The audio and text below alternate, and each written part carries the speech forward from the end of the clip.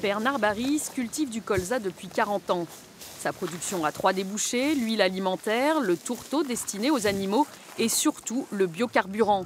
Alors quand l'État autorise Total à exploiter sa bioraffinerie de la Mède avec 50% d'huile de palme, l'incompréhension est immense. L'importation d'huile de palme va complètement sacrifier la culture du colza et du tournesol parce que c'est des concurrences déloyales. L'huile de palme est produite sur des zones ou de déforestation massive, alors que notre production se fait sur des terrains déjà cultivés depuis longtemps et renouvelables. Développée dans les années 90, la filière colza et tournesol pour les biocarburants, ce sont des milliards d'investissements et 20 000 emplois. Pourquoi dès lors la fragiliser, déplore la FNSEA, qui associe cette décision au récent traité de libre-échange.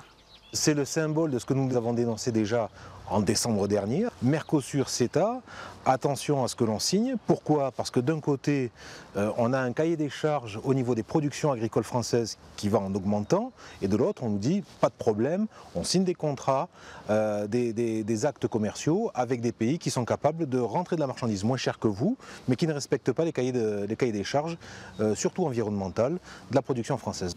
L'ensemble de la filière oléagineux demande au gouvernement de faire machine arrière dans les plus brefs délais.